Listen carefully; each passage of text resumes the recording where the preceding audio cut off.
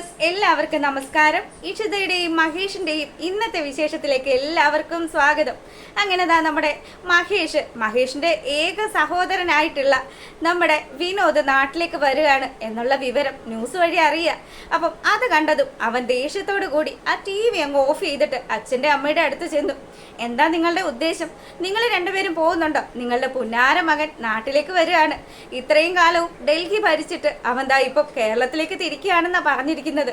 ഇനി നിങ്ങൾക്ക് അവനെ കാണണമെന്ന് തോന്നുകയാണെങ്കിൽ അപ്പം നിങ്ങൾ ഒരേ ഒരു കാര്യം മാത്രം ചിന്തിച്ചാൽ മതി.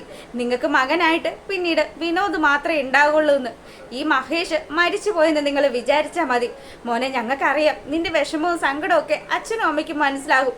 അതുകൊണ്ട് ഞങ്ങൾ പറയുന്നത് കൂടി നീ കേൾക്കണമെന്ന് പറഞ്ഞ് നമ്മുടെ മഹേഷിന്റെ അമ്മ അവൻ്റെ അടുത്ത് സംസാരിക്കുക.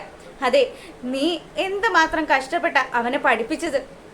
അപ്പൊ അമ്മയ്ക്ക് അതൊക്കെ ഓർമ്മയുണ്ടല്ലേ? അച്ഛനാണെങ്കിൽ പ്രത്യേകിച്ച് ജോലിയൊന്നും ഇല്ലാതിരുന്ന സമയത്ത് ഞാൻ എൻ്റെ പഠിപ്പ് കൊണ്ട് മാത്രം നേടിയെടുത്ത ആ ഒരു ജോലി, അതിൽ നിന്നും മിച്ചം പിടിച്ചിട്ടല്ലേ അവനെ പഠിപ്പിച്ചത്. എന്നിട്ടോ മര്യാദക്ക് പഠിച്ചോ അവൻ? ഇല്ല. കോളേജിലാണെങ്കിൽ ലഹരിക്കും അതുപോലെ തന്നെ തല്ല് കേസിലും ഒക്കെ പെട്ട് അവൻ്റെ പ്രിൻസിപ്പൽ സാറ് എന്നെ ആ റൂമിലേക്ക് വിളിപ്പിച്ചത് അമ്മയോട് ഞാൻ വന്ന് പറഞ്ഞതല്ലേ. അന്ന് അവൻ എനിക്കൊരു വാക്ക് തന്നു. ആദ്യമായിട്ട് അവൻ തന്ന ആ ഒരു വാക്ക്, പക്ഷെ അവൻ തന്നെയാ അത് പാലിക്കാണ്ട് പോയത്. എന്തായാലും ഇനി ഒരിക്കലും അവനുമായിട്ട് ഒരു ബന്ധത്തിനും എനിക്ക് താല്പര്യമില്ല. നിങ്ങൾക്ക് അവനെ അംഗീകരിക്കണമെന്നോ സ്നേഹിക്കണമെന്നോ ഒക്കെ തോന്നുകയാണെങ്കിൽ പിന്നെ നിങ്ങളുടെ ജീവിതത്തിൽ ഈ മഹേഷ് ഉണ്ടാവില്ല. അച്ഛനും അമ്മയ്ക്കും വ്യക്തമായിട്ട് അറിയാമല്ലോ. അവൻ്റെ കൂട്ടുകാരും കൂടി ചേർന്ന് എന്നെ തല്ലിച്ചതച്ചത്. അങ്ങനെ പിന്നീട് നമ്മുടെ മഹേഷ് ഒരു ഫ്ലാഷ് ബാക്കിലേക്ക് പോവാണ്. അപ്പം നേരത്തെ നമ്മുടെ മഹേഷിൻ്റെ അനുജനായിട്ടുള്ള വിനോദിൻ്റെ ചില കേസുകളൊക്കെ ഒത്തുതീർപ്പാക്കുന്നതിന് വേണ്ടിയിട്ട് മഹേഷ് കോളേജിൽ ചെല്ലുകയും ചെയ്തു. അതുപോലെ അവൻ ഇനി നന്നായി കോളാവെന്ന് നമ്മുടെ മഹേഷിന് വാക്ക് കൊടുക്കുകയും ചെയ്തതാ. പക്ഷെ അതിനുശേഷം അവസാനമായിട്ട് ഈ മഹേഷ് അവനെ തിരക്കി കോളേജിൽ ചെല്ലുന്ന സമയത്ത് അവനാണെങ്കിലോ ഡ്രഗ്സ് ഒക്കെ ഉപയോഗിച്ച് വളരെ മോശമായിട്ടുള്ള ഒരു ചുറ്റുപാടിൽ കാണുകയും അവൻ്റെ കൂട്ടുകാരും അവനും കൂടി ചേർന്ന് മഹേഷിനെ കൈകാര്യം ചെയ്യുകയൊക്കെ ചെയ്തു. ഈ കാര്യങ്ങളൊക്കെ കൊണ്ട് തന്നെയാണ് മഹേഷിന് തൻ്റെ തൻ്റെ സഹോദരനെ അംഗീകരിക്കാനായിട്ട് ആവാത്തത്. അങ്ങനെ ഈ കാര്യങ്ങൾ മുഴുവനും പറഞ്ഞു കഴിയുമ്പോൾ പുള്ളിക്കാരൻ്റെ അമ്മയാണെങ്കിൽ ഭയങ്കര സങ്കടത്തിൽ കരയുക. മോനെ, ഞങ്ങൾക്കറിയാം, പക്ഷെ അവനും എൻ്റെ മോനല്ലേടാ. എത്ര കാലമൊന്നും പറഞ്ഞാൽ അവനെ ഞാൻ എൻ്റെ ജീവിതത്തിൽ നിന്ന് മാറ്റി നിർത്തുന്നത് അമ്മയ്ക്ക് സഹിക്കാൻ പറ്റില്ല മോനെ. നിങ്ങൾ രണ്ട് മക്കളും അമ്മയുടെ ഒപ്പം തന്നെ ഉണ്ടാകണമെന്ന് ആഗ്രഹിക്കുന്നത്. എന്തായാലും അമ്മയോട് എനിക്ക് ഒരേ ഒരു കാര്യം പറയാനുള്ളൂ. ഈ മഹേഷിൻ്റെ ജീവിതത്തിൽ മൊത്തം നടന്നിരിക്കുന്നത് ദുരന്തങ്ങൾ മാത്രമാണ്. ആലോചിച്ച് നോക്ക്. ഞാൻ സ്നേഹിച്ച് എൻ്റെ സ്വന്തമാണെന്ന് വിചാരിച്ച ഭാര്യ അവളുടെ കാമുകൻ്റെ കൂടെ ഒളിച്ചോടിപ്പോയി. അതിനുശേഷം ആ കുഞ്ഞിനെ ഞാൻ സന്തോഷമായിട്ട് വളർത്തിയതാണ്. ആ കുഞ്ഞിനെ കൂടി ഈ ജീവിതത്തിൽ നിന്നും അവരെല്ലാവരും ചേർന്ന് തട്ടിയെടുത്തു. എന്നിട്ടോ എന്നെ പൊന്നുപോലെ നോക്കിയിരുന്ന എൻ്റെ കുഞ്ഞും അതുപോലെ തന്നെ എനിക്ക് അത്രമാത്രം സ്നേഹം ഉണ്ടായിരുന്ന എൻ്റെ അനുജനും ഒക്കെ എന്നെ തള്ളി പറയുന്ന അവസ്ഥ വന്നില്ലേ? ഇനി ഈ മഹേഷ് എന്തിനാ ജീവിക്കുന്നത്? നിങ്ങൾ രണ്ട് വയസ്സായ ആൾക്കാർക്ക് വേണ്ടിയാ ഞാൻ ഈ ജീവിക്കുന്നത്. ഇനി എന്തായാലും എനിക്ക് നിങ്ങളും ഇല്ലാന്നാണെങ്കിൽ പിന്നെ ഈ മഹേഷ് ഇങ്ങനെ തന്നെ അങ്ങ് തീർന്നു പോട്ടെ എന്നും അവൻ പറയുക.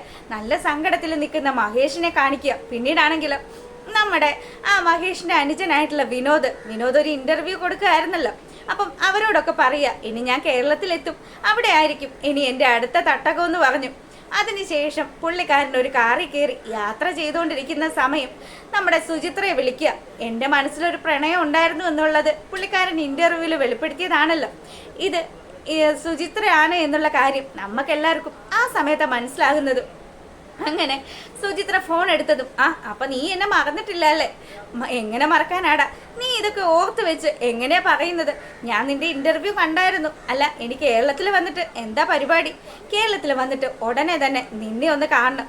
അപ്പം സുചിത്രയാണെങ്കിൽ അതിനെന്താ, നീ എപ്പോഴാണെന്ന് വെച്ചാലും വന്നോ. പിന്നീട് അവർ കോളേജിൽ ഒരുമിച്ച് പഠിക്കുന്ന സമയത്ത് ഈവൻ അവളെ പ്രപ്പോസ് ചെയ്ത കാര്യങ്ങൾ ആലോചിക്കുക. ഇതൊക്കെ ആലോചിച്ച് നമ്മുടെ സുചിത്ര ഇങ്ങനെ ഇരിക്കുമ്പം ഇഷിതയാണെങ്കിലോ എല്ലാവരോടും കൂടി സംസാരിച്ചു. അതെ, അവിടെ വന്നിട്ട് ആ മനസ്സിനി ആൻറ്റിയുടെ മരുമോളുടെ കാര്യം അത് വലിയ കഷ്ടത്തിലാണ്. കുഞ്ഞു മരിച്ച വിവരങ്ങളൊക്കെ അവരിനി അറിഞ്ഞു കഴിഞ്ഞാൽ ഇനി അതിനും പിന്നിൽ താനാണെന്നും പറഞ്ഞ് വലിയ പുക്കാറുണ്ടാക്കും. അച്ഛനും അമ്മയും ഒക്കെ ആണെങ്കിലോ നമ്മുടെ ഇഷിതയ്ക്ക് ഫുൾ സപ്പോർട്ടുമായിട്ട് അവളുടെ ഒപ്പമുണ്ട്. മോളെ, ഒരു കാരണം വെച്ചാലും അവളുടെ യൂട്രസിന് കംപ്ലൈൻ്റ് ആയതും അതുപോലെ കുഞ്ഞു മരിച്ചതും ഒക്കെ നീ കാരണമാണെന്ന് അവർ പറയരുത്. അതിനുള്ള ഒരിട എൻ്റെ മോള് കൊടുക്കരുത്. എന്തായാലും അവരെ പരിശോധിക്കുന്ന ഗൈനക്കോളജിസ്റ്റ് ഡോക്ടർ ഉണ്ടല്ലോ, അപ്പം ആ ഡോക്ടർ കാര്യങ്ങൾ മുഴുവനും അവരോട് വെളിപ്പെടുത്തിക്കോളും. എന്തായാലും മോളായിട്ട് ഇതൊന്നും പറയാൻ നിൽക്കണ്ടെന്ന് അമ്മ ഇങ്ങനെ പറയുകയാണ്. അങ്ങനെ തന്നെയാണ് ഞാനും ആലോചിക്കുന്നത്. എന്തായാലും ബാക്കി കാര്യങ്ങളൊക്കെ വരുന്ന വഴിക്ക് വരട്ടെ, ഇനി അനുഭവിക്കാനായിട്ട് അതൊക്കെയല്ലേ മിച്ചമുള്ളൂ. അങ്ങനെ ഈഷിത ഈ കാര്യങ്ങളൊക്കെ ആലോചിച്ചും ചർച്ച ചെയ്തും ഒക്കെ ഇരിക്കുമ്പം നമ്മുടെ മഹേഷിൻ്റെ അടുത്തേക്ക് അമ്മ ചെല്ലുകയാണ്. മോനെ, ഞാൻ എന്താടാ ചെയ്യേണ്ടത്?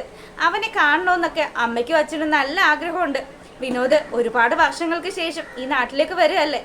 എൻ്റെ അമ്മ അവൻ ആ ഡൽഹിയിൽ കാട്ടിക്കൂട്ടിയ കാര്യങ്ങളും കാണിച്ച് അവൻ അവിടെ എങ്ങാനും നിന്നാൽ പോരായിരുന്നോ? അവനിത് എന്തിനാ ഇപ്പം ഈ കേരളത്തിലേക്ക് വരുന്നത്? ഇവിടെയുള്ള യുവജനങ്ങളെ മുഴുവനും പറ്റിക്കാനായിട്ടായിരിക്കും. അവൻ അതാണല്ലോ ശീലം. അങ്ങനെ നമ്മുടെ വിനോദ് വരുന്നതും അതുമൊക്കെ ആയിട്ടുള്ള ചർച്ചകളും അതുപോലെ ഇഷിതയ്ക്കെതിരെ പുതിയ ആരോപണങ്ങളൊക്കെ വരുന്നതും ഒക്കെയാണ് ഇന്നത്തെ വിശേഷത്തിലുള്ളത്. ഇഷ്ടമായിട്ടുണ്ടെങ്കിൽ ഒന്ന് ലൈക്ക് ചെയ്തേക്കണേ.